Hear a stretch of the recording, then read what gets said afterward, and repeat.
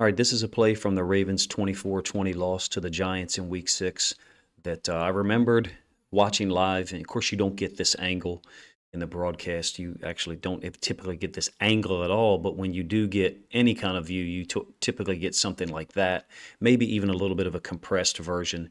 There's just so much to say about it. It's a 3rd and 8. It's a clear misread by Lamar if he's reading what he generally does read on QB counter read. It doesn't look like he's reading what he would typically read to me.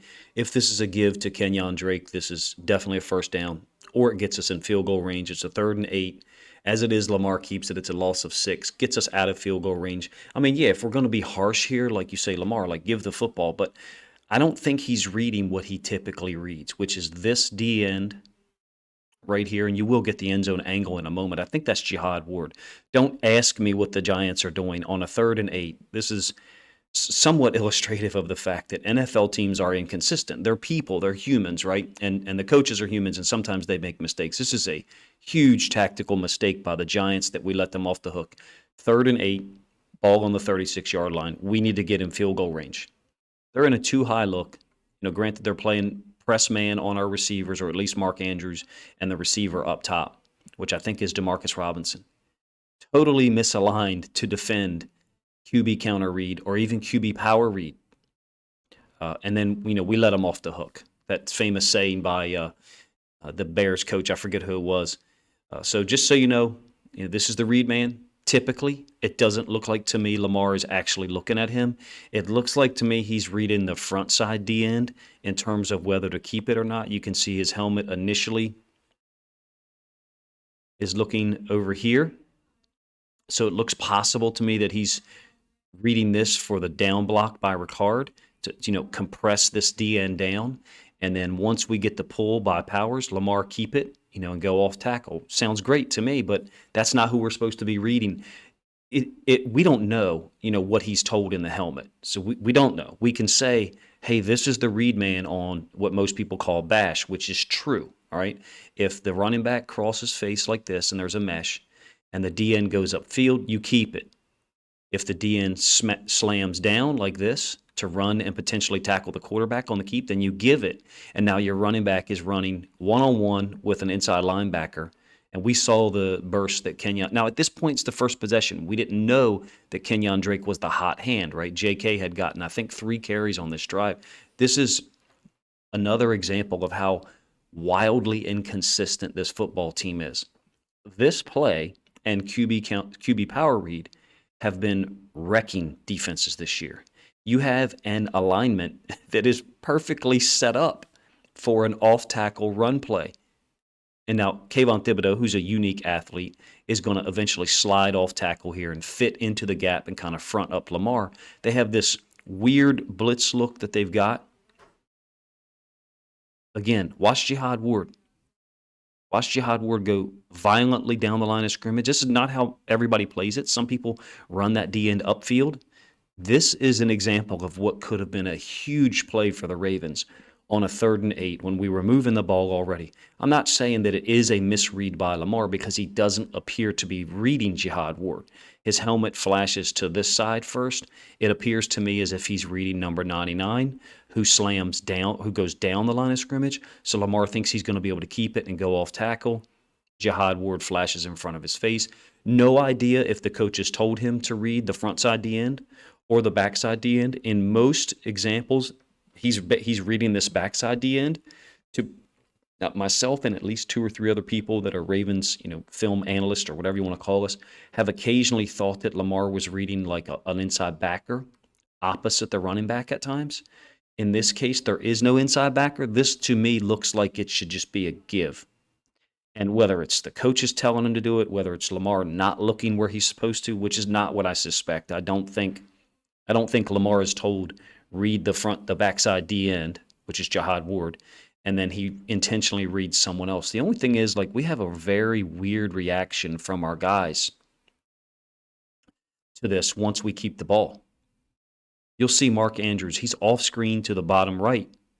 It looks like to me Tyler Linderbaum is like, hey, why isn't the ball out here? He's got like a weird stance in the middle of the play. Ricard's looking backwards, which he never does. We just had a weird reaction on this play, and even at the end, like Andrews is here, like what is going on? I have no idea what the call was in terms of who to read. I do not think Lamar, just chose not to read the guy he's supposed to on this concept. He's been doing this for since 2020. So this is a play that works for the Ravens. I don't know, what would you say, 75% of the time? When I say works, like if it's a 3rd and 4, we get the first down. If it's a 3rd and 2, we get the first down, and sometimes Lamar busts a touchdown. Similar concept, QB power read, QB counter read, where you have Lamar meshing with the running back and then keeping it as the second option. It's been a huge concept for us. It appears to me on this play as if the coaching staff made the decision, we're going to let him keep the ball here. If that is not the case, then we have an example of Lamar not reading what he's told to. And if he does, this is an easy first down for Kenyon Drake and possibly even a 15, 18-yard gain.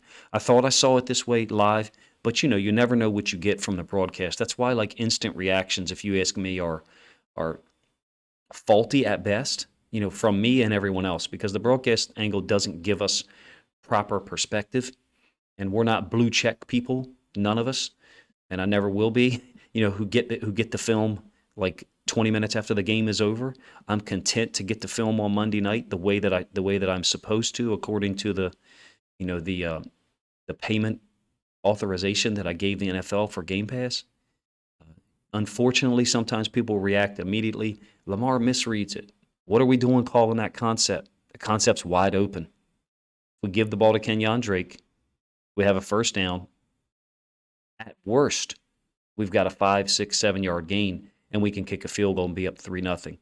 Those points ended up being big. This team is wildly inconsistent across the board. From our head coach, our coordinators, our quarterback, our receivers, just up and down the roster, there is inconsistency in the things that we do, because that concept right there against that front with the too high safety look and then basically playing 2-man. So I don't know if you saw it. When Mark Andrews and the receivers run their routes, the DB's backs are turned. Like this is such a huge moment in the game, even though, we blew the game in the last 12 minutes. There are opportunities left down on the field, and when you guys hear me in a reaction video say this team was there to be had, meaning the Giants, we could have been up 14-0 after 3 possessions, 3 possessions, excuse me. And then you guys know what I think of the 4th possession, the missed opportunity where we had to settle for a field goal to go up 10-7, and then the 6th possession as well. Such a frustrating team to watch. Especially when these concepts have been executed since 2022. We have successfully gashed teams. Remember that concept right there? That was the NFC East killer. Touchdowns against the Giants, touchdowns against the Cowboys, QB power read, touchdown against Washington. A difficult team to watch, but I'm going to slog through it in terms of watching the film and trying to bring you guys content. Let me know, first of all, my apologies if you think an 8-minute video is too long to talk about one play, but so much to say about this one, if you ask me, that's disappointing for us Ravens fans who recognize the talent we have and recognize that we're underachieving pretty much across the board.